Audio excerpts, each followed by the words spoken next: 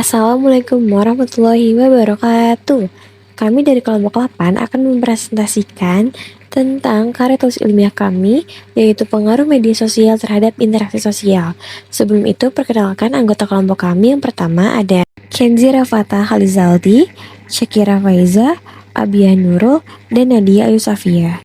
Oke, jadi yang pertama ada bab 1 atau pendahuluan yang ada latar belakang masalah, rumusan masalah, tujuan penelitian, dan manfaat penelitian. Oke, yang pertama ada latar belakang. Yang pertama ada perkembangan teknologi komunikasi semakin pesat. Yang kedua, media sosial menjadi sarana utama interaksi remaja. Yang ketiga, terjadi pergeseran dari interaksi langsung ke digital. Remaja merupakan pengguna media sosial paling aktif karena berada pada fase pencarian jati diri. Media sosial kemudian memengaruhi cara mereka berinteraksi dengan lingkungan sosial. Selanjutnya ada rumusan masalah. Yang pertama, pengaruh media sosial terhadap interaksi sosial remaja. Yang kedua, pola interaksi sosial remaja di media sosial. Yang ketiga, dampak positif dan negatif media sosial. Selanjutnya ada tujuan penelitian. Yang pertama ada mengetahui pengaruh media sosial. Yang kedua ada memahami pola interaksi sosial remaja. Yang ketiga mengidentifikasi dampak positif dan negatif.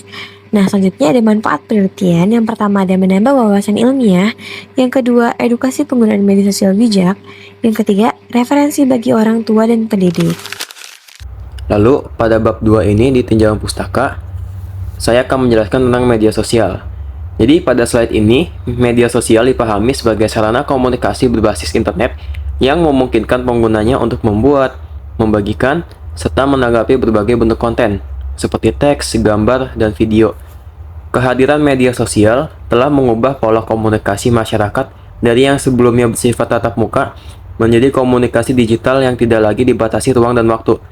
Perubahan ini menjadikan media sosial sebagai bagian penting dalam kehidupan sosial, khususnya bagi remaja.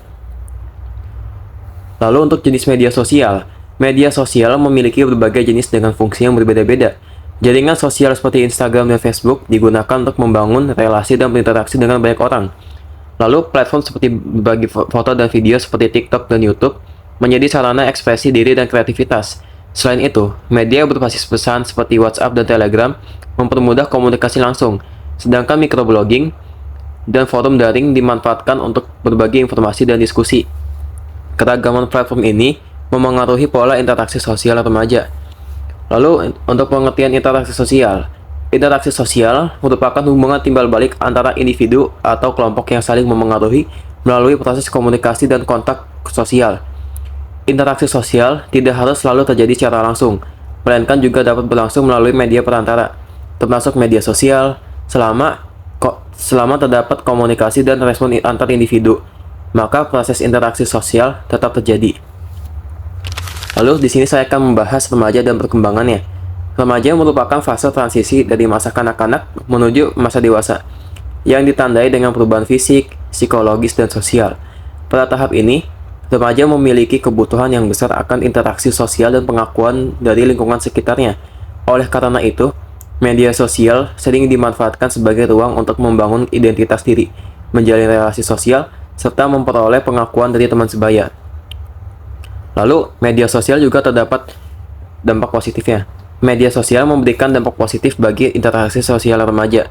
Melalui media sosial, remaja dapat memperluas jaringan pertemanan tanpa dibatasi oleh jarak, mempermudah komunikasi, serta mempertahankan hubungan sosial dengan teman dan keluarga. Selain itu, media sosial juga menjadi sarana ekspresi diri dan dapat meningkatkan kepercayaan diri dan mendukung pembentukan identitas sosial remaja. Lalu untuk dampak negatifnya, di sisi lain, penggunaan media sosial yang berlebihan dapat menimbulkan dampak negatif terhadap interaksi sosial remaja. Intensitas penggunaan yang tinggi berpotensi menurunkan kualitas interaksi tatap muka, meningkatkan sikap individualisme, serta mengurangi empati sosial. Selain itu, media sosial juga dapat memicu tekanan citra diri dan risiko cyberbullying yang berdampak pada kondisi psikologis remaja. Nah, masuk ke bab 3 yaitu metode penelitian. Jadi kelompok kami ini menggunakan pendekatan deskriptif kualitatif dengan skala Likert. Untuk partisipannya yaitu mahasiswa psikologi kelas 1C yang dilaksanakan pada bulan Desember tahun 2025. Nah, sumber data yang kelompok kami pakai ini ada dua, yaitu data primer dan data sekunder. Data primer didapatkan melalui pengiriman terbuka secara online kepada partisipan Jadi kuesioner ini disebarkan melalui media sosial dan diisi sendiri oleh partisipan tanpa adanya pertemuan langsung dengan peneliti. Sedangkan untuk data sekunder didapatkan melalui buku, jurnal, dan juga penelitian terdahulu yang berkaitan dengan penelitian ini. Nah, selanjutnya masuk ke bab 4 yaitu hasil penelitian. Jadi berdasarkan hasil penelitian, media sosial ini memiliki pengaruh yang cukup besar terhadap kehidupan sosial remaja. Media sosial nggak hanya digunakan sebagai sarana komunikasi, tetapi juga sebagai sarana media penyebaran informasi dan juga pendukung berbagai kegiatan sosial dengan frekuensi penggunaan yang tergolong tinggi. Nah, hasil penelitian ini juga menunjukkan kalau media sosial mampu meningkatkan interaksi sosial, kepercayaan diri, serta memperluas pertemanan remaja. Meskipun demikian, sebagai remaja juga merasakan adanya tekanan sosial dan juga perasaan negatif seperti kesepian, namun pada tingkat yang relatif rendah. Selanjutnya pada bab 4 yaitu pembahasan. Hasil penelitian kami menunjukkan adanya hubungan antara penggunaan media sosial dan interaksi sosial remaja, di mana media sosial membantu komunikasi dan memperluas hubungan pertemanan. Penggunaan yang aktif dan berfokus pada interaksi dapat meningkatkan keterhubungan sosial, namun penggunaan yang tidak bijak berpotensi menimbulkan tekanan citra diri dan perasaan kesepian. Secara umum, media sosial memiliki dampak ganda yang bergantung pada cara dan intensitas penggunaannya.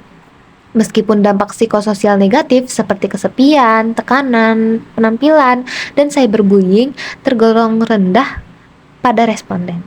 Nah, pada bab 5 yaitu penutup, kami menyimpulkan bahwa media sosial berpengaruh signifikan yang memberikan dampak positif dan negatif.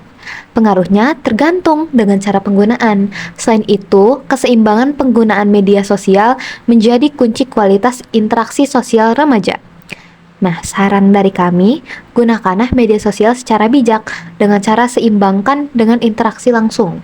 Saran untuk penelitian selanjutnya yaitu agar bisa lebih luas penelitiannya dan lebih spesifik.